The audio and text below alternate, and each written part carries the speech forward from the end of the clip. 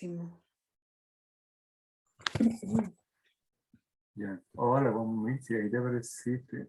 Me olvidó traer la lamparita que siempre pongo acá. Ahora caché porque está súper oscuro. A ver, voy a... Sí, está ahí como difusa.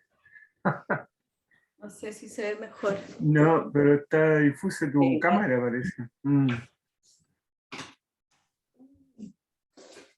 Bueno, hola a todos y todas, bienvenidos a esta tercera clase del curso Desafíos Socioambientales, la Patagonia como experimento, y con los profesores que hoy día van a presentar, que son Peter Hartmann, Mitzi, perdón, se me olvidó tu apellido, Mitzi. Urtubia. Urtubia, y Erwin Sandoval. Y les queremos dar la bienvenida nuevamente a estas clases de la U socioambiental. Estamos muy agradecidos porque hemos tenido mucha inscripción y mucha participación en general. Y como prolegómenos nos quería decirles algunas cosas administrativas. Por una parte, una pregunta que se ha repetido harto es el tema de las asistencias. Ustedes pueden asistir a 3 clases y ver una grabada, y aún así les vamos a contar como que fueran 4 asistencias para los efectos de los certificados. Los certificados llegan en agosto al finalizar toda la Universidad Socioambiental. Y por último, recordarles que cualquier otra pregunta, consulta que necesiten responder, pueden escribirnos directamente al mail usocioambiental@fima.cl. Eso, les dejo el curso entonces y adelante. Muchas gracias, Sofía. Ya. Sí, muchas gracias, Sofía. Un gusto saludarlos a todos. Bienvenidos, bienvenidas a esta tercera clase de este curso de la Universidad Socioambiental, en que estamos, ustedes recordarán, explorando, abordando ciertos desafíos que estamos atravesando principalmente en el territorio de Aysén, y curso que hemos estado impartiendo desde Corporación Privada para el Desarrollo de Aysén, desde la agrupación Aysén Reserva de Vida y también ONG Ecosistemas. En una primera clase, ustedes recuerdan, hicimos 4 exposiciones más bien de contexto respecto de el Aysén Reserva de Vida y respecto de las características de Aysén. Contexto relativo a los elementos y características ambientales de Aysén, contexto relativo a las actividades económicas históricas, a la explotación histórica de bienes comunes que se han desarrollado en el territorio de Aysén, y también con una mirada respecto de principalmente en la exposición de Mitzi en ese minuto, respecto de lo que es la construcción de la conciencia social y de la participación ciudadana ambiental en los conflictos ambientales que se han vivido en Aysén, que también, por cierto, es una característica de nuestro territorio. Desde la segunda clase de la semana pasada comenzamos a explorar ciertos desafíos, ciertos conflictos en específico que estamos atravesando en la actualidad en Aysén, ligado a la salmonicultura, por ejemplo, ligado a la minería, en el caso de la exposición que les hice la semana pasada particularmente yo. Y el día de hoy vamos a continuar en esa exploración de conflictos y desafíos que actualmente se atraviesan en Aysén. Junto a Peter Hartmann vamos a ver algunos temas relacionados a cambio climático. Junto a Mitzi vamos a ver temas relacionados con cuencas hidrográficas y el tema del sphagnum. Patricio nos iba a exponer hoy día algunas problemáticas relacionadas con el turismo y la conservación. Lamentablemente, por las condiciones climáticas de la región, él está bastante al sur de la región, hoy día no se ha podido conectar. Transmitimos a ustedes las excusas de parte de él, y nos vamos a quedar, digamos, con ese pendiente quizás para la próxima clase del próximo día jueves. Así que, sin más preámbulos, comenzamos esta tercera clase. Le doy la palabra a Peter Hartmann, presidente de la agrupación Aysén Reserva de Vida. Ya.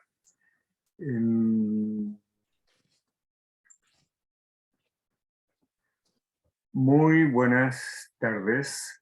Además de lo dicho por Erwin, vale hacer presente que pueden hacer sus preguntas a través del chat. No sé si me permiten compartir la pantalla.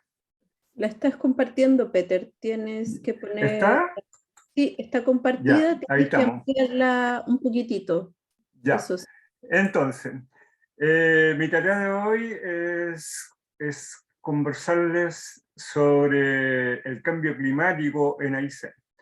Bueno, esto del cambio climático, fuimos pioneros en esto acá en Aysén, a través de un diagnóstico ecológico regional, que lo llamamos, hecho para el RENACE, cuando estaba ahí Sara Larraín en eso. En 1988, o sea, hace harto tiempo atrás, y teníamos ahí como título problemas globales de la sobrevivencia de la humanidad a nivel regional, y aparece efecto invernadero. Bueno, ahí hablamos de todo lo que pasa con el efecto invernadero, cambio climático, todo eso, calentamiento global. Esto era de la época, estábamos como CODEF en eso. Después pasaron 10 años, hasta el 2008, o son 20 años, llegamos al 2008 para que el tema recién ahí apareciera en el tapete, en la prensa nacional, y empezar a hacer temas, porque antes de eso pasaba nada. Estábamos nosotros ahí en el Renace pataleando un poco en eso, me acuerdo de alguna charla por ahí incluso, y esta que fue realmente pionero en Chile.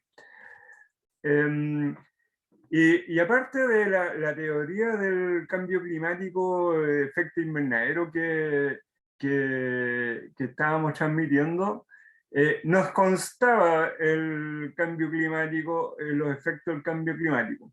En 1982, eso hace 40 años atrás, vimos el ventisquero Jorge Montt, que es un ventisquero que baja ahí del Campo Hielo Peter. Sur. ¿Sí? Tienes Me- que, en la parte inferior de tu pantalla hay una Ah, pantallita como abierta. Tienes que pincharla para que se vea desplegada tu presentación, porque en este momento se ve muy pequeñita. La parte de abajo se ve como una pantallita seleccionada en amarillo. deja de compartir. Abajo de donde dice haga clic para agregar notas. ¿Lo alcanzas a ver? No lo veo porque estoy en el... Es que está Bajito. abierta. La voy a cerrar entonces. Dejo de No, compartir. no, solo debes pinchar Su función de con el compartir las cursor. pantallas está en Estás pausa. haciendo. ¿Ah? No, estás haciendo. Reunir función de compartir. Ya, ahí sí. Ya. ¿Qué tengo que hacer? Ah, Pinchar una faltaba... pantallita que está seleccionada en amarillo abajo. Una pantallita que está como seleccionada abajo, más abajo de tu Sí, pantalla. se me olvidó hacer algo. Sí, ahora me acuerdo. Abajo, ándate hacia abajo. Eso. Esta. No, la cuarta de ahí mismo, antes esa. Sí, pues esta es la que abre. Pero entre medio me olvidé de otra cosa. De compartir, no sé qué cuestión. No, la estamos viendo. Lo que tienes que Solo hacer, Peter, es dejar de compartir y volver a compartir la que está abierta, Sí, voy a tener que entrar de eso, nuevo. Mm. porque Ya, estabas compartiendo la anterior. entro de nuevo. Es mejor que pongas compartir pantalla completa que solo una pestaña, Compartir. Y ¿sí? pongo la pantalla completa. Pero entre medio tengo que hacer otra cosa, creo. Había un... Lo que pasa es que tienes que ponerle compartir pantalla desde el Zoom cuando ya tengas abierta la presentación en grande. ¿Me entiendes? Ya. Entonces ahora abres tu Eh, presentación en grande, como te enseñaba Mitzi, y luego de eso compartes pantalla. ¿Y ahora cómo comparto? No. Mira, mira la pantallita que está, o sea, las pantallitas que están abajo. Te fijas que tú tienes seleccionada una en amarillo, pero tienes que salirte y seleccionar la cuarta. O como dice ahí Felipe Alegría, apretar F5 en tu computador. Ya. Ya, comparto pantalla. Me aparece la presentación. La abro. La abro y ahora... No, es que hay algo que estoy haciendo mal, pero que no me acuerdo Sí. qué lo que era. Te lo puedo hacer, te la puedo compartir yo si quieres, sí, porque lo que tienes que hacer es antes de compartirla, apretar la cuarta pantallita de abajo y luego apretar el botón verde que dice Ah, compartir pantalla. este. Que salirte, dejar de compartir, apretar la cuarta pantallita que está allá abajo, tú tienes la primera seleccionada, la amarillita que sale abajo, y luego compartes pantalla. Y si no, yo te comparto, o sea, yo te presento, intentémoslo una vez, así hacemos el ejercicio. ¿Ahí está bien o no? No. Tienes que salirte de compartir pantalla, apretar la cuarta No sé qué pantallita de cuarta, allá po. abajo. Yo creo, En tu Mitzi, presentación sí, está abajo, tienes seleccionada una sí, pantallita en amarillo, abajo. En tu presentación, Peter. yo, yo creo, Peter, que mejor, dado que Mitzi también tiene tu presentación, que mejor pueda ella, para que podamos avanzar. Bueno, no sé qué, se me olvidó algo, sí. Es que no me acuerdo qué lo que era. Dejaste de compartir, ¿no es cierto? Sí, Sí, ya no está compartiendo Peter. Ya. Ya métete tú mejor, Mitzi. Es que hay algo que no hice y no me acuerdo y no lo encontré. Es que no me salió igual que como cuando probamos ayer. Ese es el problema. ¿Ahí? Ya, ya, pero al principio, volver al principio, está ahí al final. Esa es la última imagen.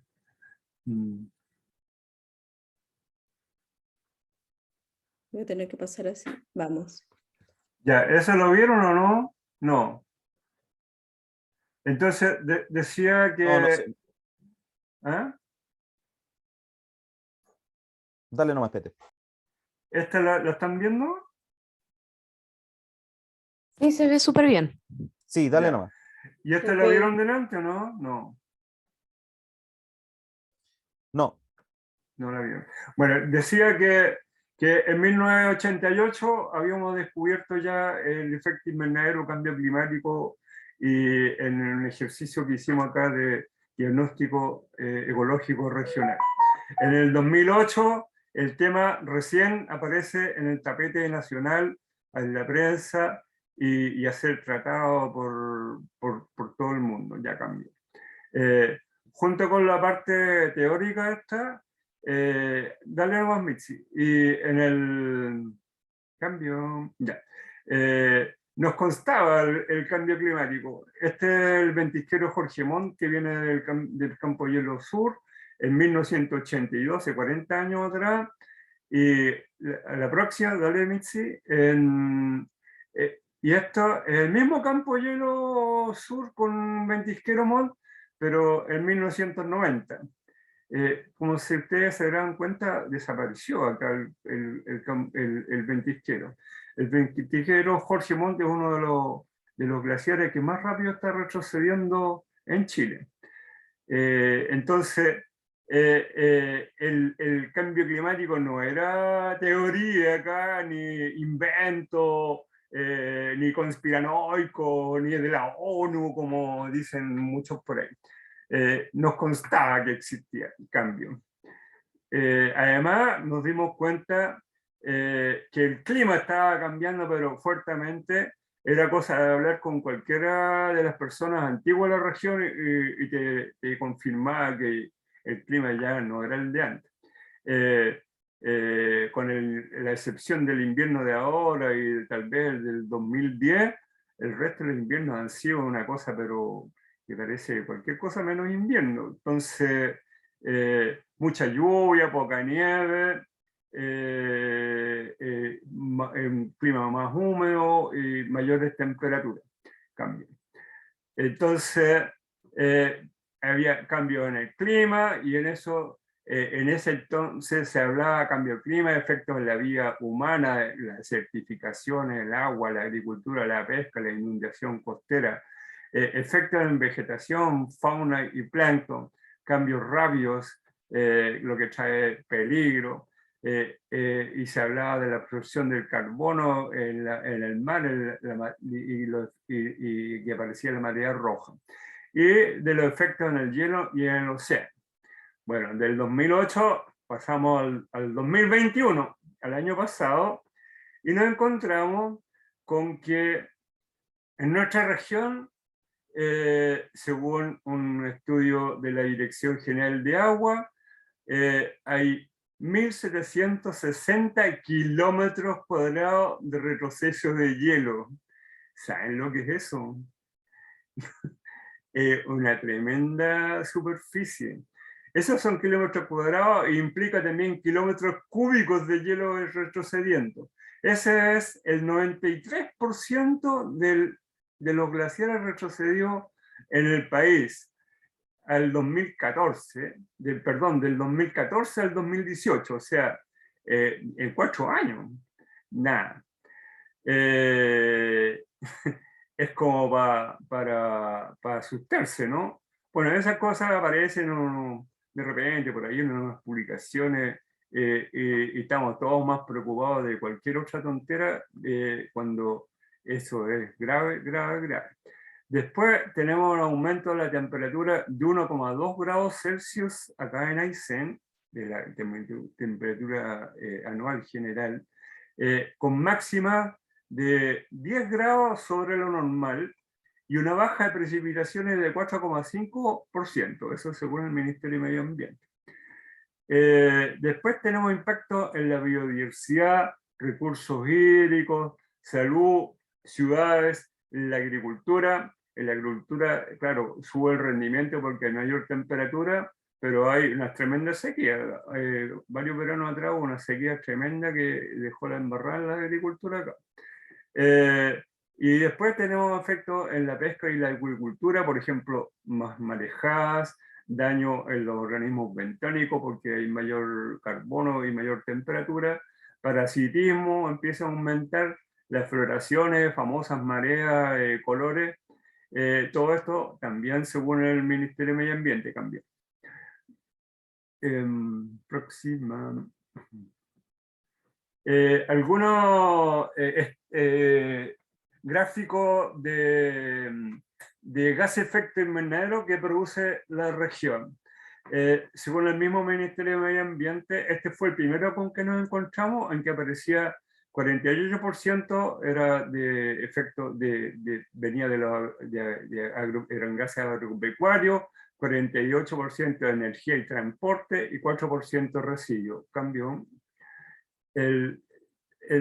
Como del mismo año, el mismo Ministerio de Medio Ambiente aparece otro gráfico más desglosado, pero de repente con cosas diferentes. Entonces uno dice, bueno, ¿qué está pasando? Ya, y aquí tenemos casi 21% de gases de efecto invernadero de la pesca y agricultura, 18,9% ganado, 14,9%, casi 15%, uso fertilizante, perdón, de combustible, ese transporte, 12,2% de uso fertilizante, claro, aquí vamos sumando agricultura y ya empieza a ser los grandes productores de gases de efecto invernadero. 9,3% generación de electricidad, que Claro, en Chile, en Aysén tenemos los ríos más grandes de Chile, pero sin embargo seguimos generando electricidad con diésel. Bastante, como ustedes verán. 4, o sea, este es fácil de eliminar, ¿no? 4,7 salvo emergencia, como ha sucedido. 4,7% de combustible en la minería y 19,2 otros. Anda a saber, ahí están las basuras metidas y quién sabe qué otra cosa más. Ya cambió. Después tenemos, este es el último gráfico que tengo y que ustedes si se acuerdan del anterior, aquí empiezan a aparecer el del 2018, o sea, 2 años después, varias cosas como diferentes y vayan a entender a qué se debe. De repente metodología o forma de hacerlo, no sé. Bueno, en el 2018, según el Ministerio de Medio Ambiente, Aysén producía solo un 1,5% de los gases efecto invernadero nacionales, o sea, la nada misma, y Chile es la nada misma dentro del mundo, ¿no? Entonces, aquí teníamos 26% del ganado, 18% quema de leña, aquí, claro, ese fue el ganado que llevó a quemar los bosques de Aysén, ojo, o sea, hay un efecto anterior. 18% quema de leña, tenemos Coyhaique, la ciudad con más humo de América. 7% cambio de uso del suelo, ojo con los famosos proliferación de loteo. 8% de pesca, y ustedes se acuerdan que el gráfico anterior era 21%, ¿no? Y de repente bajamos a 8%, entonces vaya a saber qué pasó ahí. 4% transporte terrestre, que también baja de una forma extraña. 2% de refrigeración industrial y 27% otros. Anda a saber qué es lo que son los otros, pues a lo mejor ahí la agricultura que le sacaron a la pesca, las basuras, algo otro del transporte, no se sabe, ya cambian. Entonces del gráfico anterior además hay que agregar que hay una resta de las plantaciones forestales que se han hecho y que resta bastante porcentaje a los gases de efecto invernadero. O sea, la producción de gases de efecto invernadero de Aysén es insignificante en realidad. Entonces uno dice, bueno, ¿qué hacer? Bueno, según el propio Ministerio de Medio Ambiente y en lo que coincidimos, reducir uso de la energía y cambiar a renovables, transporte más eficiente. Y el Ministerio, el gobierno pasado, más encima decía, hay que reducir el consumo. Bueno, esto es como una contradictoria, ¿no? Porque los economistas siempre hablan de ciclo virtuoso del consumismo. Pero ahí tenemos un problema. O sea, empezamos a chocar, ¿no? Chocar con el famoso paradigma, nuestro paradigma de cómo nuestro modelo de desarrollo actual. Entonces la pregunta es, bueno, ¿vamos a seguir con más de lo mismo y vamos a seguir teniendo problemas o vamos a cambiar de paradigma? Y a propósito de eso están las falsas soluciones. Las falsas soluciones, como nos hemos encontrado acá, que hay autoridades que dicen, ¡ay, qué bueno el cambio climático porque vamos a poder plantar viñas ahora y vamos a tener nuestro vino más austral de América! Como si fuera una gracia. Y tenemos una viñatera que está plantando pino en la estepa. O sea, en la Pampa Patagonia empezar a plantar pino. Aparte que van directo al fracaso con eso, era ridículo y la estepa Patagonia está en problemas de conservación, o sea, no es llegar a ir a poner monocultivos ahí. Bueno, esta viñatera entendió que estaban equivocados y están pensando en cómo corregir el tema, plantar en la zona donde tienen que plantar. Y después está el tema del cambio de paradigma. Para eso es muy importante, es que contemos con información. Hasta el día de hoy pucha, que cuesta encontrar información desagregada de qué es lo que pasa con el cambio climático en Chile y en Aysén más todavía.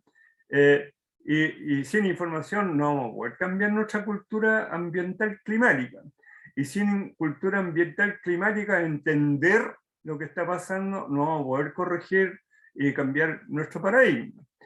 Además, tenemos que evitar de ser cómplices de los grandes contaminadores, de las famosas 100 empresas globales que son los que tienen toda la contaminación, entre ellas varias que están en Chile, como la Shell, la BHP y algunas otras transnacionales. Después, evidentemente, nos vamos a tener que preocupar de la economía local, de acortar los ciclos, y evitar la dependencia, y trabajar en prevención y en adaptarnos. Si no nos adaptamos, vamos a morir en el intento, dijeron. Y en todo esto, evidentemente, está el modelo Aysén-Reservería, que venimos proponiéndolo desde 1990, que es un modelo de sustentabilidad y ahora de regeneración. Cambio. A propósito de bosque y de incendio y de absorción de gases de carbono y de gases de efecto invernadero, que como le decíamos, en producción de gases somos insignificantes, pero somos potencia nacional, reserva de vida de Chile ante el cambio climático, porque tenemos acá más de la mitad del bosque del país, 4.398.000 y más hectáreas, ¿no? A eso hay que sumar las plantaciones de pino, 32.000 hectáreas, pero cuidado, que cuando empezamos a quemar ese bosque, vamos para atrás. De hecho, hubo una pérdida histórica que fue famosa de las 30.000 hectáreas que se quemaron en el litoral en 1998, y hace 3 años, 3 veranos atrás, hubo un incendio en la zona de Cochrane, otras 15.000 hectáreas, y claro, no había helicóptero, no había aviones, hasta que el incendio estaba llegando al pueblo, y ahí se pusieron las pilas a apagarlo, por fin. Y lo terminó apagando la lluvia, por lo demás. Al bosque sumamos las turberas que hay en Aysén, y que son 1.450 hectáreas, en la segunda región después de Magallanes con turberas, y en esa cantidad de hectáreas hay 600 millones de toneladas de carbono guardadas. Pero claro, cuando empezamos con la explotación del sphagnum, del pompón, empezamos a perder estos millones de toneladas, lo cual es muy importante de tener cuidado. O sea, no podemos seguir explotando las turberas si queremos evitar gases de efecto invernadero. Y después están las algas marinas, las macroalgas, que absorben carbono en el mar, y que es una cantidad súper grande, desconocida, y que están también en una explotación bastante intensiva. Hace unos meses atrás nomás hubo una denuncia de cosecha de luga en la Reserva Nacional Catalalixa, que está lleno de basura, petróleo por todos lados, así que también hay problemas ahí. Bueno, aquí hay bosque caduco y la selva del litoral de Aysén. Cambio. Bueno, esta es la isla Isasa, que fue la que se quemó en 1998, 30.000 hectáreas. CONAF ni siquiera fue a verla. Se supo de cuál era la isla quemada por un sobrevuelo que hizo la CONAMA varias semanas después, a ese nivel.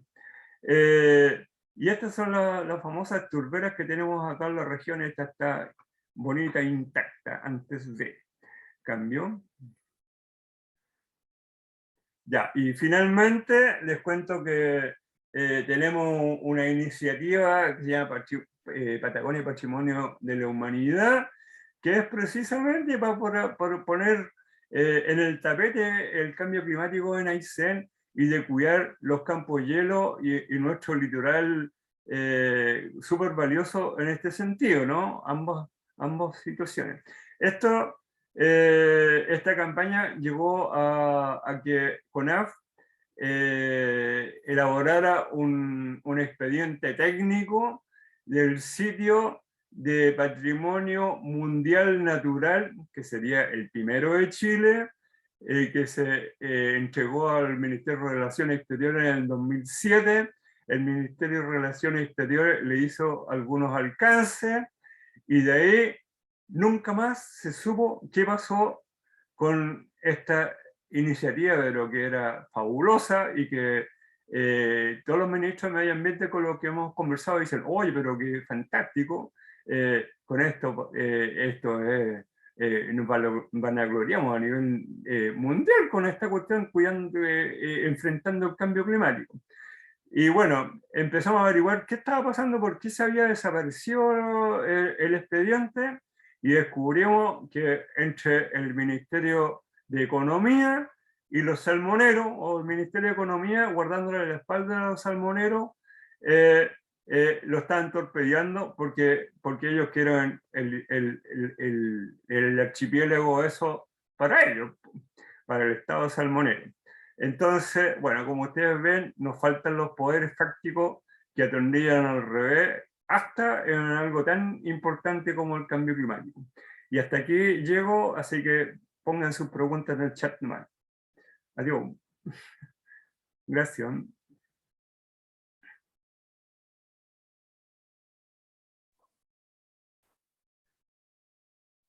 Gracias, Peter, por tu exposición. Vamos a dar paso a la exposición de Mitzi Urtubia, también de ONG Ecosistemas. Permíteme, Peter, a propósito de que tocaste el punto de las falsas soluciones, a propósito del cambio climático y de los números que nos aportaste, hacer referencia también a algunas otras falsas soluciones que se han propuesto en el territorio. Algunos quizás de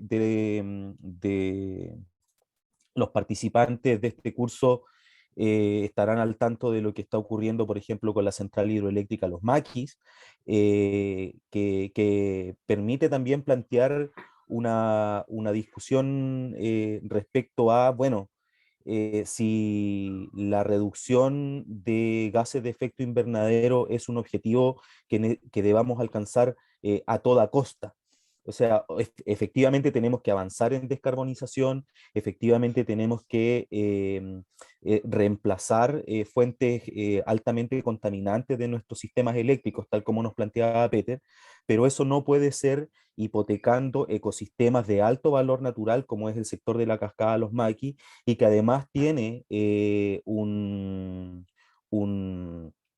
valor patrimonial, cultural, social, de desarrollo económico, inclusive para la comunidad local de Puerto Guadal. Tenemos otro ejemplo, por ejemplo, que fue un proyecto eólico también respecto del cual hemos estado interviniendo en el territorio, que es el proyecto eólico Costenaique, que efectivamente proyecta la generación eléctrica a través de este sistema tecnológico, pero nunca se evaluó ambientalmente de manera adecuada todo lo que significaba los impactos ambientales de su tendido eléctrico, por ejemplo, que finalmente llevó a que la aprobación inicial ambiental de este proyecto tuviera que ser dejada sin efecto, porque en definitiva un tendido eléctrico que pasa a tan solo 20 metros de un monumento natural, que tiene un componente, digamos, de protección de anidación de aves en los humedales que están dentro de ese monumento natural, es un elemento que debió haberse evaluado suficientemente y en este caso no se hizo. Por lo tanto,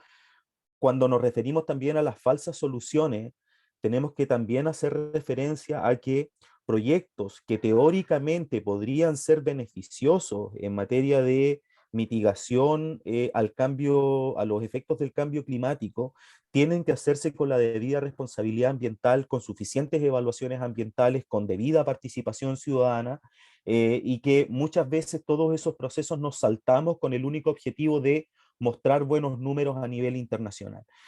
A nivel regional se han impulsado estos proyectos con deficientes evaluaciones ambientales, con nula participación ciudadana, lo que en definitiva, a juicio nuestro, también los terminan transformando en falsas soluciones a la tan necesaria acción frente al cambio climático. Eso quería apuntar.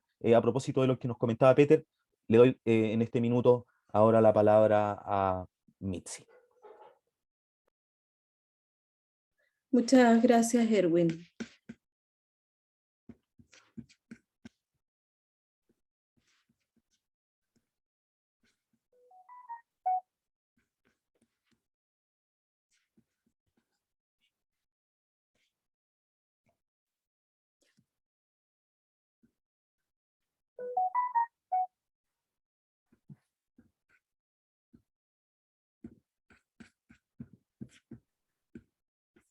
Bueno, como decían mis colegas, como adelantaba Erwin, yo voy a abordar la visión desde la cuenca hidrológica y desde ahí sobre los ecosistemas de turberas en la Patagonia Aysén.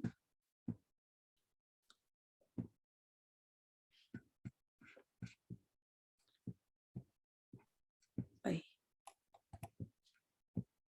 Sí.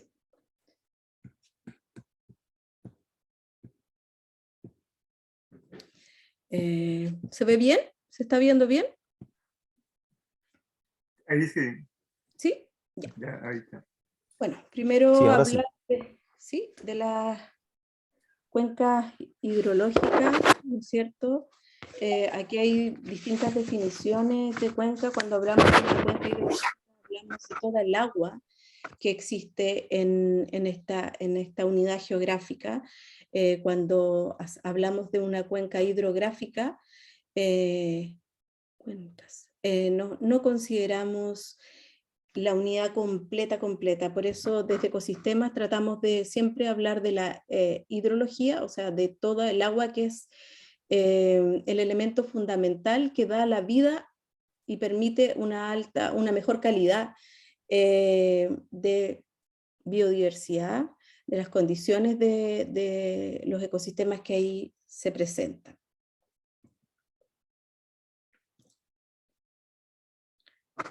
Y para como avanzar en la definición, entonces esta cuenca es una configuración geográfica como un cuenquito, tal como lo dice la palabra, donde residen las aguas desde el nacimiento, habitualmente esto es la alta cordillera, y que descienden hacia el nivel del mar, si son exorreicas, o sea, que desembocan en la mar, o también pueden ser sistemas cerrados como lagunas, lagos y humedales, que van a dar paso el tema de los humedales al segundo tema que voy a abordar, que se alimentan desde afloraciones subterráneas y escurrimientos y superficiales menores.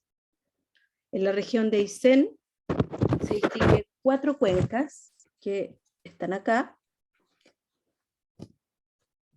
hidrográficas que son principales, con ríos caudalosos, trasandinos, que compartimos con Argentina, de régimen mixto, que son pluvio-nivales.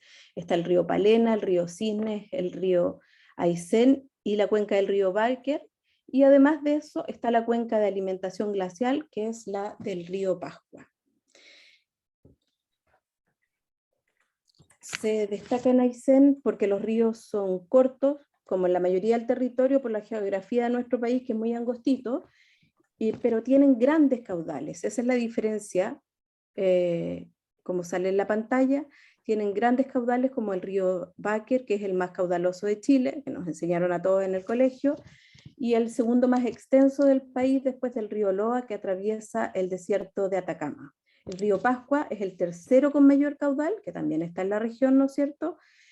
Y la condición del caudal de alimentación mixta quiere decir que se alimenta de las lluvias en invierno y los deshielos en verano, les da una característica especial respecto a su potencial hidroeléctrico, que también ha sido materia de conversación de cursos anteriores, porque la región concentra el mayor potencial para generación hídrica con más de 5.400 megawatts, lo que equivale a más del 33% del potencial de generación de todos los ríos del país. Ahí vemos cómo entre el Palena, el Báquer y el Pascua dan un porcentaje muy alto de generación en comparación solo con el río, por ejemplo, Biobío, que está súper intervenido con, de hecho, una central en ciernes que se quiere instalar en la región, y después de conflictos históricos, incluso con las comunidades pehuenches que habitan el río Biobío.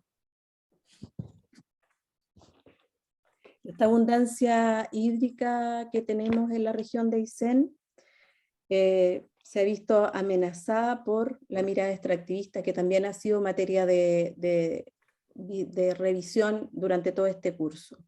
Porque esta mirada hace que se observen los ríos solamente con un potencial de desarrollo, que se generen conflictos por proyectos hidroeléctricos como lo fue Hidroaysén y el proyecto Río Cuervo en la zona de Aysén, que mantuvo movilizada a la ciudadanía por más de 10 años, y también al país en Patagonia, en la campaña Patagonia sin represa, y actualmente también vemos que está un conflicto por la central Los Maquis que recientemente mencionaba Erwin. La abundancia hídrica también, y desde el lado positivo, genera cuencas saludables. Una abundancia ecosistémica, rica biodiversidad, en bosques, humedales, fauna íctica y marina, respecto del aporte que hacen los ríos al desembocar en el mar, y también para el reino fungi, que hoy día es bastante conocido. Un poquitito, pero Aysén posee la mayor superficie de bosque nativo a nivel nacional, con 4,8 millones de hectáreas y un 35% del porcentaje de Chile. El bosque convive con plantaciones, eso sí, de pino, que son 43.000 hectáreas, producto de políticas de Estado, con fines de conservación y, entre comillas, restauración, después de los conocidos incendios que afectaron a 2,8 millones de hectáreas en Aysén. Mininco también hace un aporte que, utilizando el cuestionado decreto 701 de fomento de las plantaciones, es la empresa responsable de más de 13.000 hectáreas que hay en Aysén. Y además se encuentran otras 14.000 hectáreas plantadas por medianos y pequeños propietarios que a través de subsidios han reforestado con especies de pino ponderosa, contorta y silvestris. Entonces, en estos usos y abusos de las cuencas hidrológicas, vemos que se repiten desde norte a sur, pero en este momento estamos abordando la situación en Aysén, pero son habituales los mismos, o sea, la minería, la contaminación de los principales cursos de agua, urbanización y cambios de uso de suelo, y con ello se desplaza, ¿no es cierto?, la mediana y pequeña agricultura. En el caso de Aysén, tenemos muy recientemente también abordado por nuestro colega Patricio, la fiebre del megaloteo, las parcelaciones, las extracciones de árido en las riberas de los ríos y la contaminación por vertederos y basura domiciliaria, de la cual somos todos responsables. Pero ahora nos vamos a detener en frente a ustedes para abordar las turberas, que son parte fundamentales de las cuencas en la región de Aysén. Y aquí vemos que la turbera es un ecosistema único, que en su parte inferior, primero debiera de explicar que es un tipo de humedal, parte de la cuenca, como decía, que es de origen glacial habitualmente, que han existido como registro histórico desde hace más de 400 millones de años, y que están repletas de material vegetal descompuesto en distintos estados de degradación, porque no tienen oxígeno, o muy poquito, ¿no es cierto?, y están saturados de agua. También hay turberas antropogénicas, o sea que las hemos generado por acción humana, producto de incendios de alta, grandes incendios en zonas de alta humedad, como también es el caso de Aysén. Entonces el ecosistema de turbera tiene en la parte inferior, como estaba diciendo, la turba. Ahí está. Que está regulado, la turba, que está regulado por el Código de Minería. Es una zona donde se ha acumulado materia orgánica y carbón porque está saturada de agua. Es un mineral, es un tipo de mineral, digamos, considerado así, que tiene menor contenido de carbono y por ello también menor poder calorífico para la combustión. Como decía, está regulado por el Código de Minería a través de concesiones y es usado como combustible en otros países, no así en Chile. El pompón, que es la parte superior, donde hoy se extrae indiscriminadamente desde Chiloé hasta la región de Aysén, lamentablemente. En Magallanes se extrae, pero de otra forma. Son fibras como hebras vegetales que contienen una gran cantidad de agua y crecen alrededor de 25 centímetros máximo de largo, estas hebritas que después vamos a ver, y en Aysén se renueva, crece 1 milímetro anual. Entonces, para sintetizar o resumir, ¿cómo se regulan los ecosistemas, estos ecosistemas tan fundamentales por la acumulación de agua y por el aporte en términos de captación de CO2 desde el 2018 a través del decreto 25 que entró en vigencia el 2020 y establece las obligaciones de presentar simplemente planes de cosecha aprobados para su extracción y que está definido por el Ministerio de Agricultura. Y lo otro es a través de la ley 18.755, que intentó regular la extracción del musgo y hacerla sustentable. Pero hasta ahora, y según nosotros hemos averiguado con los colegas que estamos aquí, no existe ninguna infracción cursada en el marco del decreto de ley 25, es decir, tal como otras actividades extractivas, no hay ninguna fiscalización que dé cuenta del nivel de intervención que está sufriendo este tipo de ecosistema.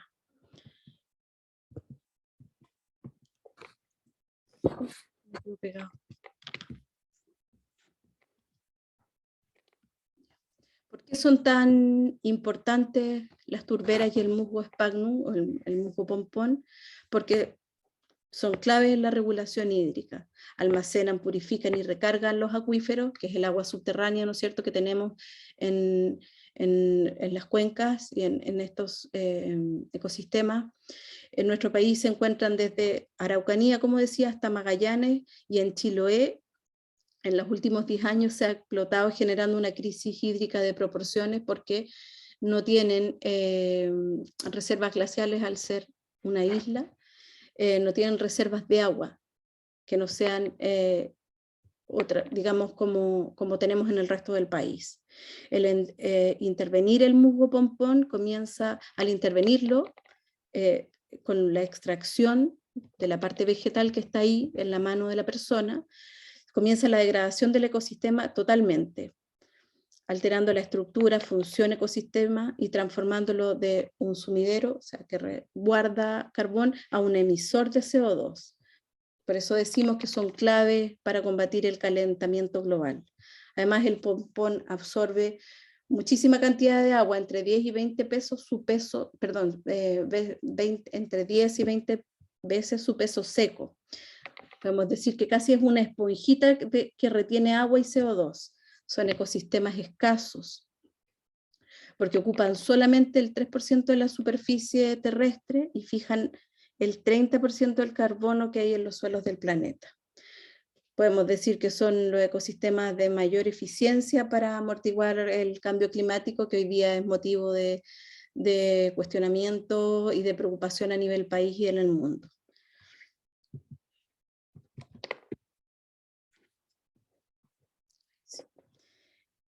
Chile es una reserva de turberas, tiene alrededor de 3 millones de hectáreas de turberas, que como también comentaba son digamos, son vestigios de la última glaciación y han almacenado durante toda su vida cerca de 1,2 billones de toneladas de carbono. Esto equivale al carbono que Chile emitiría en 99 años, considerando las emisiones totales de nuestro país. En Aysén, tal como mencionaba también Peter, hay 1.450 hectáreas de turberas y en ellas existen más de 10 billones de metros cúbicos de agua almacenados, guardados en su ecosistema completo. A través de un grupo de trabajo que estamos realizando con gente de Aysén, perdón, de Chiloé y de Magallanes, estamos fomentando o estamos promoviendo que el Parlamento apruebe, gestione con facilidad la ley de protección ambiental de las turberas que fue presentada en agosto del 2018. La ley 12017 la protección de estos ecosistemas sin intervención. Entonces, acá vemos que el desafío es que haya una regulación real, pero no una extracción sustentable, porque hemos visto que durante los años anteriores esto no ha dado resultado y es un ecosistema altamente frágil que no permite una tala o una poda porque tiene un nivel de regeneración muy baja y afecta el entorno completo. Los pompones además generan vida a través de microorganismos y otras, no solamente microorganismos, sino materia vegetal chiquitita que justamente está permitiendo la conservación de ese humedal pomponal completo. Desde que la industria, bueno, hoy día se está extrayendo y desde hace años se está extrayendo porque se utiliza como sustrato para, en algunos casos, pañales para absorber el agua y se exporta a países en general orientales, Japón, Taiwán, es el mercado asiático el que lo compra, también para sustrato para la industria de la agricultura. Después lo importamos para plantar y germinar lechugas y otras hortalizas. Entonces se ve como un material indispensable hoy día para este sector, que además moviliza en el caso de Chile a un sector empresarial muy importante, mucho poder, que tiene cuestionado el proyecto de ley en el Parlamento. Hoy día el desafío, si hablamos de desafío, como estamos planteándolo en esta clase, es una mirada de sostenibilidad real para estos ecosistemas. Y desde ahí promovemos que se realice o se gestione también una ley de transición justo para el sector de extracción que está extrayendo indiscriminadamente el pompón en las regiones que ya dije, como Aysén, y desde la Patagonia a Aysén esperamos que sean las autoridades locales, pero también el Ministerio de Medio Ambiente, quien agilice el proyecto de ley, porque está informando de manera errada. Mitzi, perdona. Es que hay como un ruido que interfiere con el micrófono.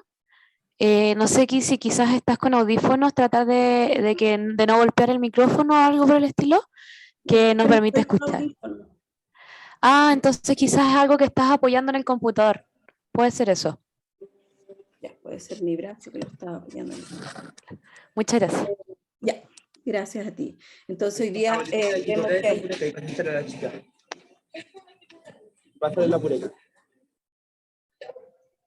quizás hay otro micrófono que está abierto.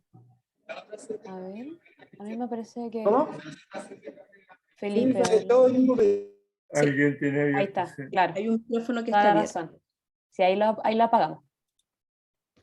Entonces, hoy día este proyecto de ley se encuentra en el Parlamento, bastante detenido, porque primero hay un lobby importante desde el sector, como decía yo, de la agricultura, pero también porque vemos que es el Ministerio de Medio Ambiente quien no está apurando el proyecto de ley, y mientras se mantienen cifras erradas, por ejemplo, de empleo que genera el sector. En las discusiones parlamentarias se hablaba de 10.000 familias, desde 3.000 a 10.000 familias que estarían trabajando, y por lo tanto eso presiona al Ejecutivo para no avanzar en un proyecto de ley pensando en que estas familias quedarían desempleadas. Pero justamente Erwin, a través de sus gestiones, y solicitó por transparencia, información real, y hoy día sabemos que no son más de 1.150 las personas que han sido certificadas en Chile por el Servicio Agrícola y Ganadero para cosecha del musgo pompón. Por lo tanto, es un sector muy pequeño, y a pesar de que hay que darle una solución, vemos también que es un sector que tiene una baja calidad de empleo, está ilegal y no es sustentable en el tiempo. Y quienes extraen, las familias que extraen el pompón, lo hacen en pésimas condiciones laborales, con un bajo precio, y es nuevamente el intermediario el que está sacando una tajada más grande. Entonces aquí el desafío es avanzar políticamente, por un lado, y por otro lado es que las autoridades locales y grupos como quienes estamos dictando este curso podamos ir presionando para que la ley Pompón, como se le dice coloquialmente, realmente ponga un atasco a lo que ha sido la extracción ilegal en Chiloé y lo que está sucediendo en Aysén y también en menor medida en Magallanes. Muchas gracias.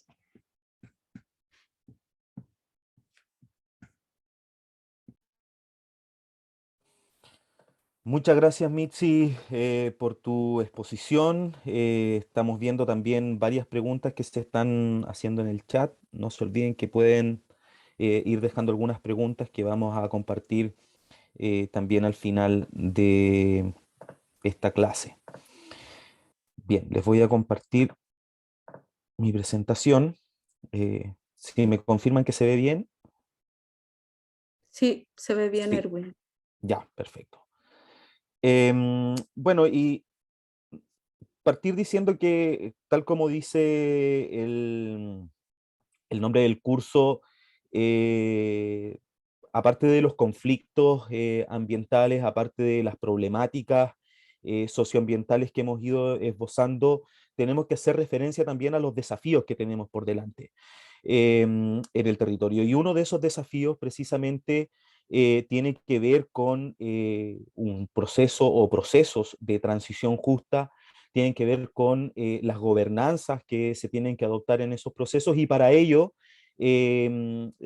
pretendo hacer una exposición muy corta a modo, digamos, de cierre, eh, con algunos conceptos, algunas definiciones en torno a lo que es transición justa, a lo que podemos entender por gobernanza, con el objeto de tener algunos conceptos claves a la hora de comenzar a abordar este tipo de discusiones que están hoy día en la palestra pública.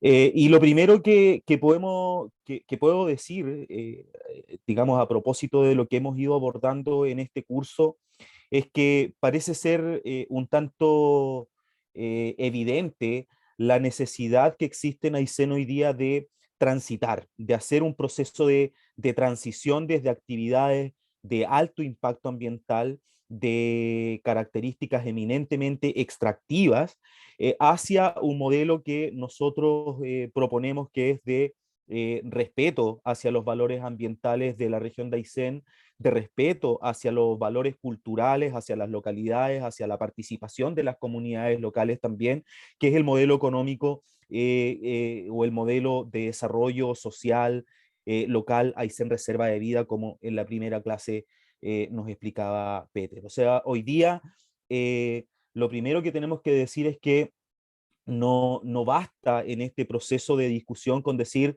como ha ocurrido, y esa es la idea, digamos, de las imágenes de la izquierda, no basta con decir vamos a transitar desde determinada actividad a otra, como en algún minuto fue la cacería de lobos, como en algún minuto fue la extracción indiscriminada o la explotación del ciprés para posteriormente pasar a la explotación indiscriminada de las pesquerías, para posteriormente pasar a la acuicultura o en tierra para pasar a la minería, etcétera. Hoy día necesitamos discutir fuertemente lo que es el paradigma también de desarrollo.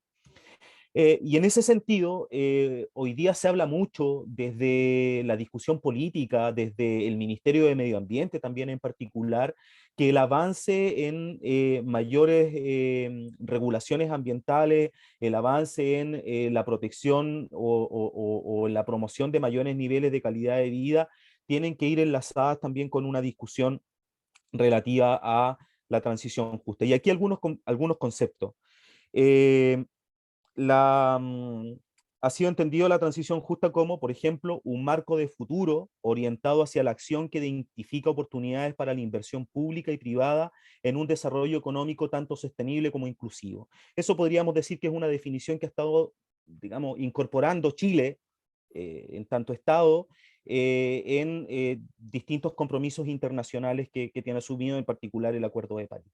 Pero también hay otro concepto, hoy día recogido en un proyecto de ley recientemente presentado en el Congreso, ahí está el número de boletín también, que más allá del resultado, más allá de cuál es el objetivo buscado, habla de procesos y habla que en este proceso tienen que intervenir diversos actores y sectores de la sociedad con el objetivo de llegar a acuerdos, ¿ya? Para transitar desde actividades económicas de alto impacto ambiental hacia actividades económicas que no tengan esa característica, ¿ya? Es un concepto mucho más amplio, un concepto mucho más abarcativo de lo que se necesita hoy en día avanzar y que es por ello que he querido incorporarlo también en esta presentación y por lo demás porque es un concepto que hoy día está incorporado en un reciente proyecto de ley que está en tramitación en el Congreso, como digo, específicamente en la Cámara de Diputados, que busca delinear o definir ciertos elementos básicos respecto de la transición justa en términos generales. Ahora, ¿qué es importante respecto de estos conceptos y que me gustaría destacar? Que esto no solo tiene que abarcar la esfera, digamos, de tomar decisiones, como decía, de vamos a transitar de tal o cual actividad a esta otra actividad menos, digamos, que genera menos impacto en el medio ambiente, pero sobre la misma lógica de un modelo económico extractivista. Hoy día, el principal desafío que tenemos por delante, por ejemplo, en la región de Aysén, es primero una discusión en torno al modelo económico y social imperante en nuestro país. Ya algo se ha avanzado en el proceso constituyente, pero este es un proceso que tiene que continuar adelante y un proceso de discusión que tiene que ser enmarcado también dentro de lo que está haciendo la conceptualización de la transición socioecológica justa. O sea, no es solamente cambios tecnológicos, no es solamente discutir vamos a pasar desde las pesquerías, desde la explotación de las pesquerías a la acuicultura, o vamos a pasar de la ganadería a la minería, sino que discutir en profundidad cuáles son las lógicas imperantes en nuestro modelo económico y social. Y eso tiene que ser también, y es lo segundo que quiero destacar de esto, de la transición socioecológica justa, es que es un proceso, pero no es un proceso en el cual, digamos, solo se involucre a los actores estatales o a los actores económicos. Es un proceso en el cual tiene que intervenir transversalmente la sociedad y en el cual a nivel regional también tenemos que tener participación de manera amplia. Ahora, eh, estos mecanismos o estos procesos de transición socioecológica justa nos plantean un qué hacer.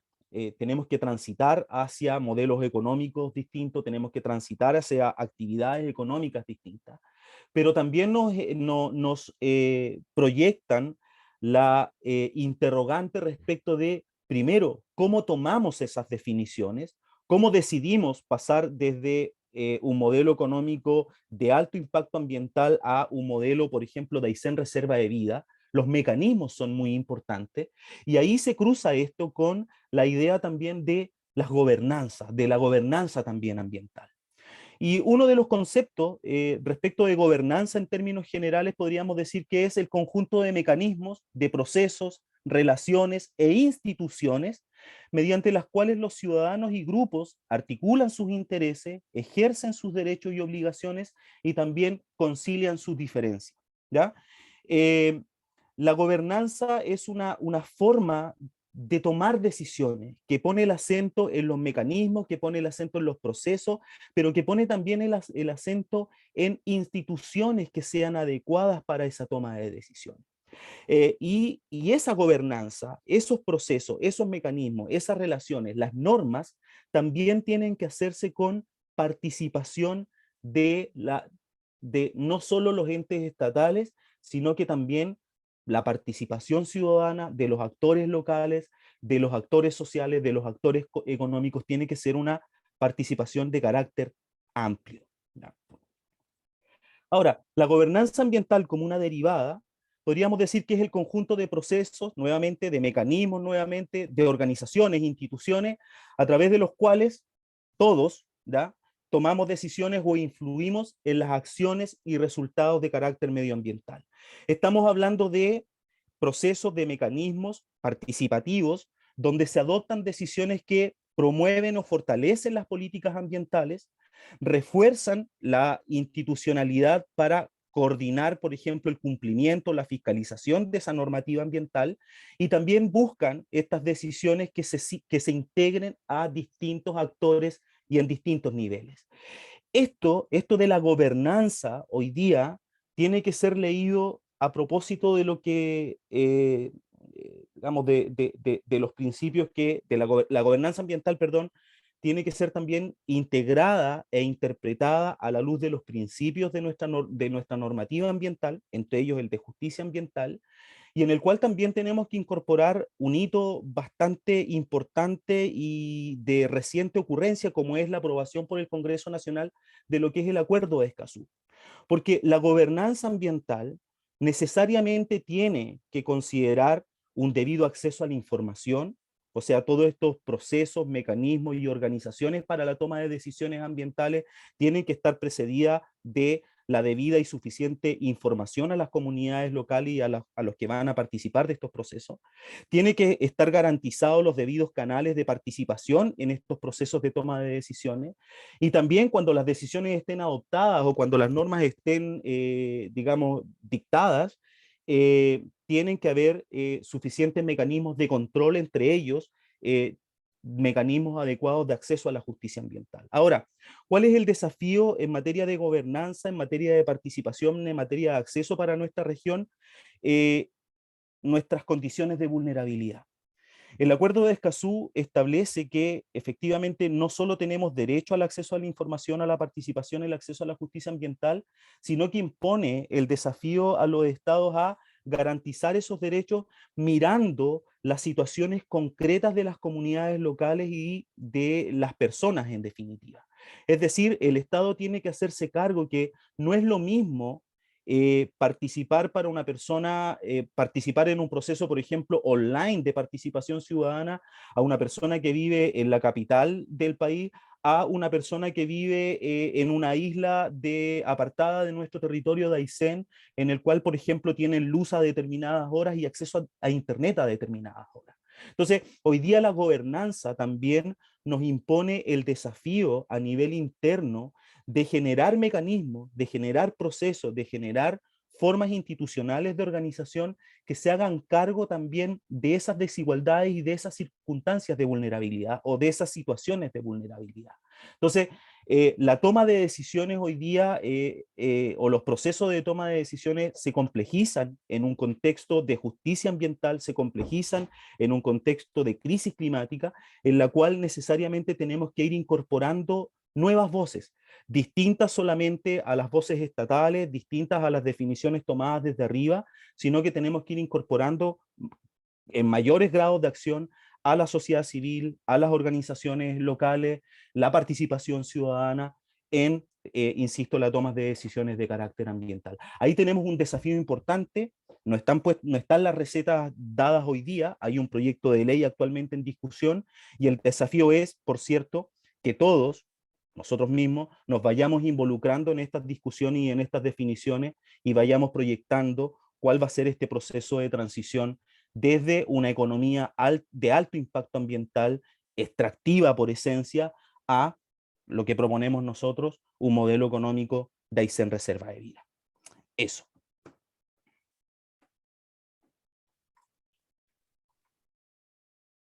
Súper, muchas gracias a todos por la clase, estuvo súper buena y de hecho respecto a lo mismo que estaba diciendo ahora Erwin, reciencito, justo antes de la clase, tuvimos acá en FIMA un seminario de hidrógeno verde que quedó también guardado en YouTube por si lo quieren revisar, y que había un representante del territorio de Magallanes en este seminario, y fue muy interesante también ver cómo justamente lo que más se discutió fue en torno a la situación de, claro, el hidrógeno verde muy bueno, mucho que nos gusta, pero si vuelve a tener estas mismas criterios extractivistas que tienen normalmente estas industrias, entonces en verdad va a seguir siendo el mismo problema, por muy verde que sea el nombre que le pongamos. Así que justamente me hacía mucho sentido lo que decía Erwin. Ahora, pasando por las preguntas, teníamos una primera pregunta de María que indica que cómo se puede avanzar desde lo público. Me parece que cuando lo comentó era la parte en que estaba hablando Peter, pero sin embargo creo que la pregunta podría abrirse a los tres respecto de cómo se podría avanzar desde lo público para poder quizás transitar, hacer este tránsito socioecológico que estábamos hablando. No sé si quién quiere tomar la palabra. No sé qué es lo que quiere decir con eso, desde el gobierno o desde el Estado. Claro, me imagino como desde la institucionalidad pública, me imagino. Desde la institucionalidad. Buena pregunta. Yo creo que lo principal es tener voluntad. Me empezaron a llamar por teléfono. El tener clara la película y tener voluntad de cambiar. Ahora, está encontrañado dentro del paradigma. Entonces, ahí empezamos a tener problemas. ¿Cómo cambiamos el paradigma en el sector público? Esa sí que es la buena pregunta. Ahora, en estas 2 últimas semanas había unos talleres del mismo Ministerio de Medio Ambiente en que en alguna medida había unas preguntas de ese tipo de cómo cambiar. Yo por desgracia siempre estuve en el grupo de la academia, que no me tocaba mucho de cómo podemos ir cambiando ahí. Pero tiene que haber habido un grupo también de lo público. Ahora, en el sector público, yo trabajé en el sector público 8 años, lo conozco bastante bien, y el sector público funciona mucho como cada servicio en su metro cuadrado, y que no se le metan los otros. No trabajan juntos, trabaja cada uno para sí mismo. Es como el neoliberalismo metido a los ministerios. Entonces, cuesta que hagan cosas en conjunto. Para que pase algo en una región, la orden tiene que venir del intendente, o venía antes del intendente. Ahora, más encima, hay dos. Gobernador y delegado presidencial. Entonces, no sé de quién tendrá que venir la orden ahora, pero si lo armaba desde el jefe, digamos, los demás se alineaban en el tema. Si no, imposible. Todo un desafío en realidad. Después, el sector público en general deja harto que desear en muchas cosas, y ahí hay harto que debiera ir mejorando. Ahora, no sé Si Mitzi y Erwin meten más su cuchara y yo después veo si faltó algo. Yo coincido, Peter, en lo que tú estás diciendo. Ahora la gracia, que si abordamos desde Aysén la pregunta, es que en Aysén se ha dado, yo siempre digo que hay una población y una discusión madura, porque esta discusión sobre el modelo Aysén Reserva de Vida ha incorporado al sector público y a la ciudadanía y también al sector empresarial, sobre todo al de turismo, como vinculado más a los rubros más sostenibles o vinculados con la naturaleza. Por lo tanto, debiera ser más fácil, debiera ser más expedito.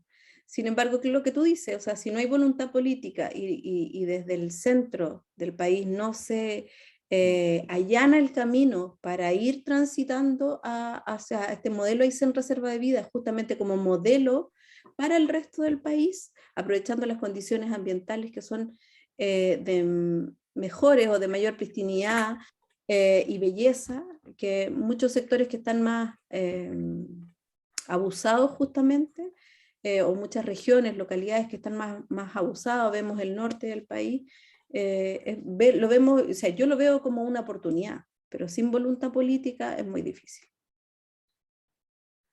Sí, las órdenes que vengan de Santiago. Me acuerdo ahí en la época de Patagonia sin represa, el intendente muy preocupado de qué podía opinar el jefe. Que no se entendiera que ella se está arrancando con los tarros. Bueno, el centralismo es cosa seria. Este es un tema más para Erwin, que es especialista en estas cosas. Pero podemos abordar algunas de las otras preguntas. Erwin.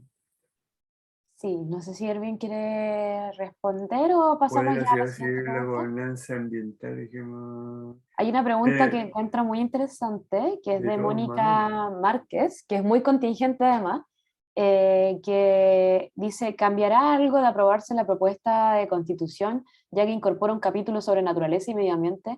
¿Cambiará el paradigma? Y además eso se puede unir justamente con lo que estaba comentando Mitzi respecto del centralismo, que la propuesta de nueva constitución también incorpora algunas propuestas respecto de descentralización, regionalismo, etc.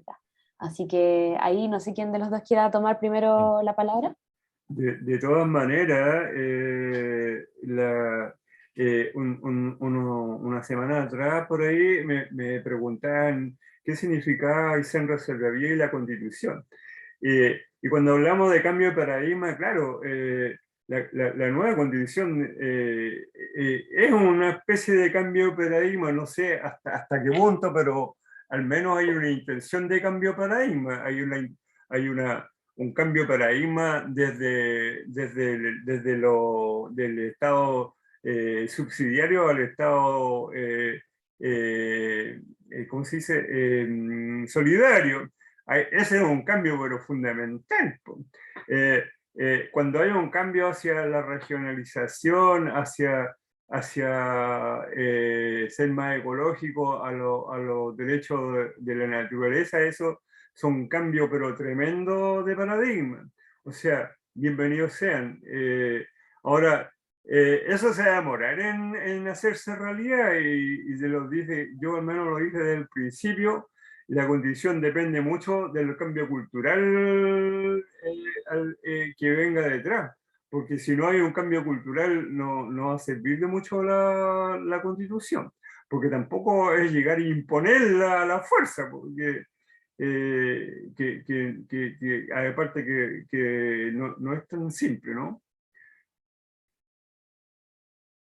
Sí, estoy de acuerdo. Un cambio cultural y de educación, y ahí estamos todas y todas estamos involucrados en ese proceso, porque tendemos a mirar, a creer que este cambio va de un día para otro, de aprobarse el borrador de nueva constitución, que nos o sea, va a llegar el cambio y nos va a cambiar la vida, para bien o para mal, apruebo o rechazo.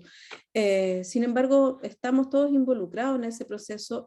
Hay una transición importante para bajar la normativa que tiene que estar ajustada a esta nueva propuesta, ¿no es cierto? Reglamento. Hemos visto los distintos temas como las aguas que requiere ir tejiendo justamente como normativas, reglamentos que puedan ir avanzando hacia un país distinto del que hoy día tenemos. Pero sin los cambios individuales, el colectivo no se va a dar nunca.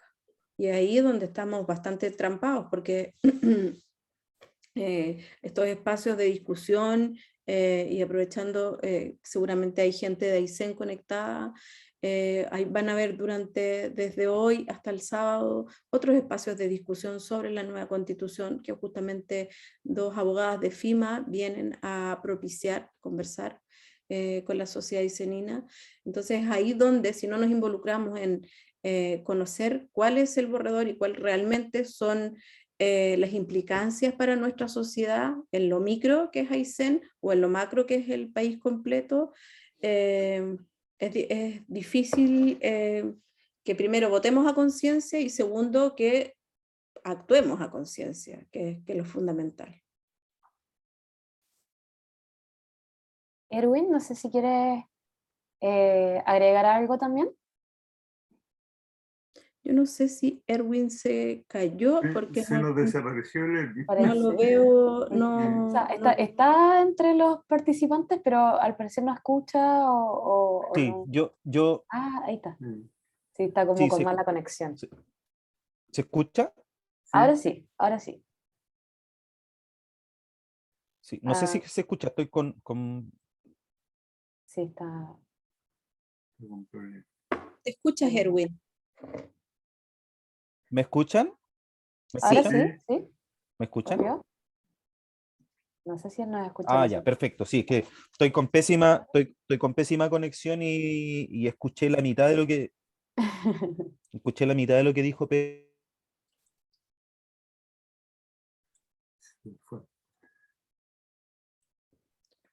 No, Sí, definitivamente bueno, no. lo intentamos.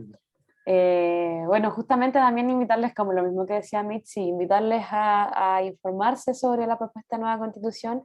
Quizás no sea el cambio completo que necesitamos, porque como dicen Peter y Mitzi, en verdad, la propuesta de nueva constitución es solo eso, solo una nueva constitución y no es un cambio de la mentalidad de cada una de las personas, que a veces puede hacer mucho la diferencia, pero sin embargo es al menos desde mi punto de vista personal, siento que es una piedra de inicio tan buena que podríamos aprovechar, que es muy bueno que como dice Mitzi, se informen, la estudien, pueden seguir también quizá aquí haciendo un poco de propaganda de nuestras propias redes, pueden seguir las redes de Constitución Ecológica, las redes de FIMA, las redes de Aprueba por Chile, donde se están informando este tipo de cosas, y participar también, como dice Mitzi, en nuestros talleres, quizás en los live, en los seminarios que haremos, etc.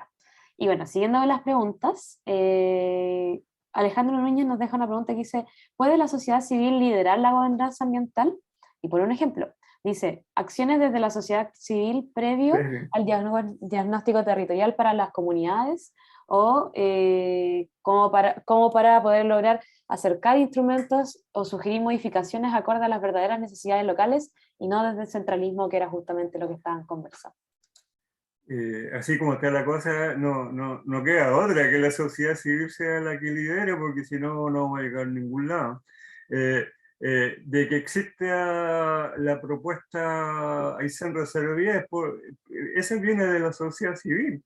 La recogió la institucionalidad, la incorporó a la estrategia de desarrollo de Aysén, y como decía Mitzi, hay mucha gente que engancha, otros menos. Incluso los empresarios reclaman, oye, aquí en Aysén tienen sus propias reglas de juego, son más exigentes que en otro lado. en buena hora.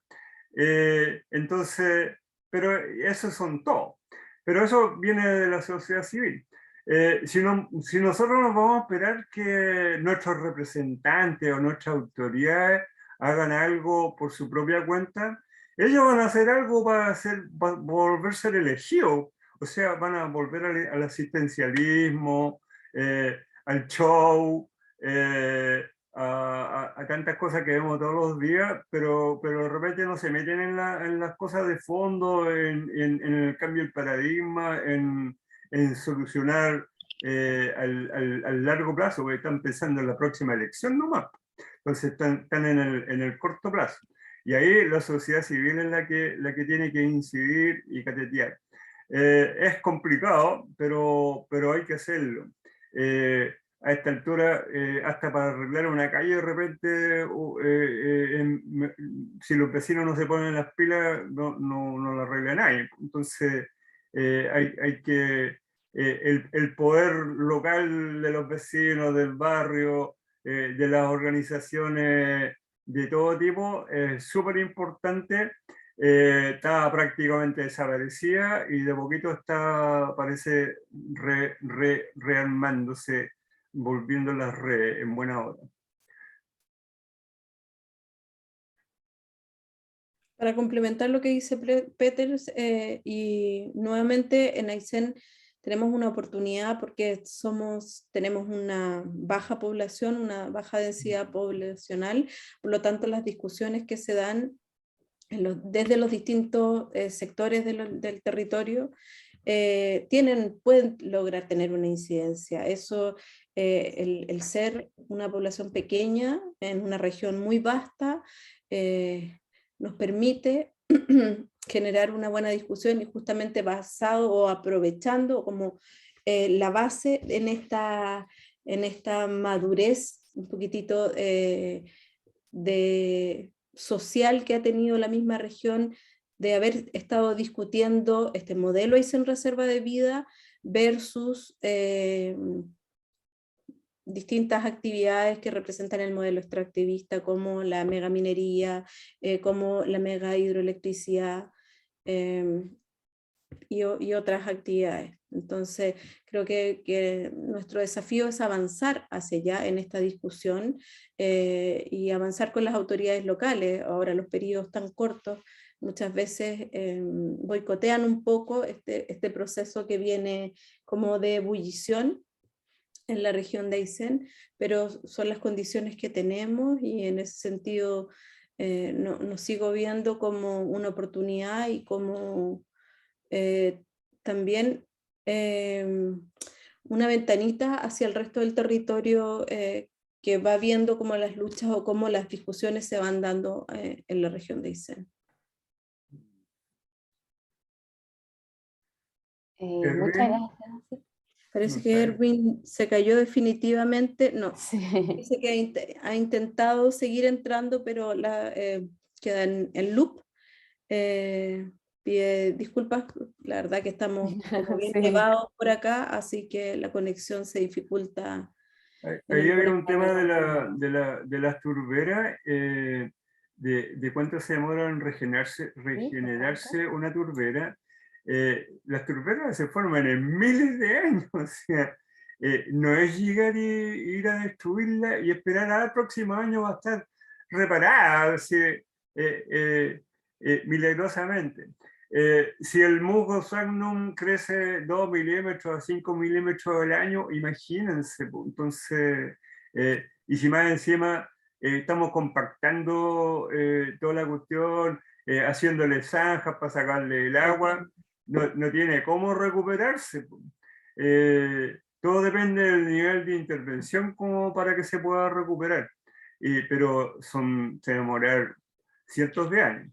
Entonces, esta cosa de ganar plata a costa del cambio climático y de algunos empleos, porque a nivel nacional son alrededor de 1.000, 2.000, como mucho, no es más que eso.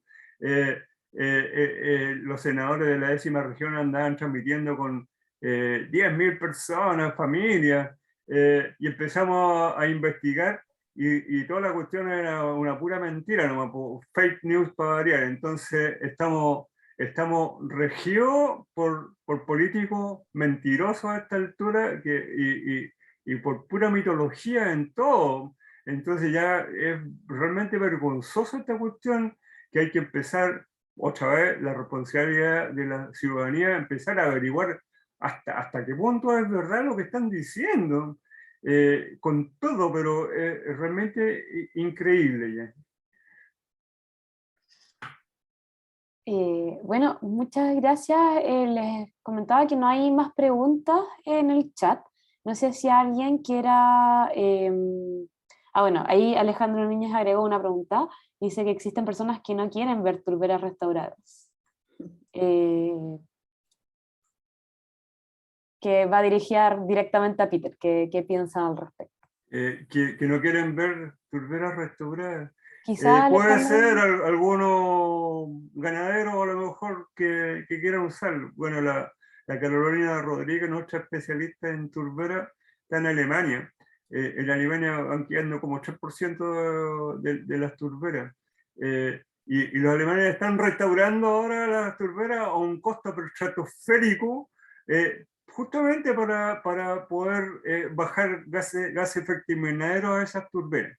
Pero está saliendo re caro. Entonces, pucha, esto es como cuando el presidente Frei y el presidente Lago decían, bueno, sí, cuando seamos desarrollados nos vamos a poder dar el lujo de preocuparnos del medio ambiente. Pero la cuestión es al revés. Si no cuidamos el medio ambiente, después nos va a achacar una cantidad de millones impresionante para poder arreglarlo. Entonces, empecemos bien desde el principio, en vez de dejarla embarrada para ir a arreglar parchecitos después. Bueno, ya estamos en la hora. Muchas gracias a todos por asistir, por la clase también, que estuvo muy buena, Peter, Mitzi y bueno, Erwin, que no pudo terminar. Les invitamos también a ver la grabación de las clases anteriores o de esta clase si es que quisieran repasar algo en la web de la U Socioambiental. Y les volvemos a recordar que al final del curso, en agosto, les va a llegar una encuesta de docente para que puedan evaluar el curso, la universidad, etcétera, y ahí tienen que mencionarnos también su asistencia y con eso también será obligatorio para poder optar al certificado, por si acaso. Muchas gracias a todos, muchas gracias Peter, muchas gracias Mitzi, y nos estamos viendo la próxima semana. Que es la clase final, dejarlas invitadas y todas a la clase final. Un gustazo. Chao. Hasta luego, chao. Buenas noches.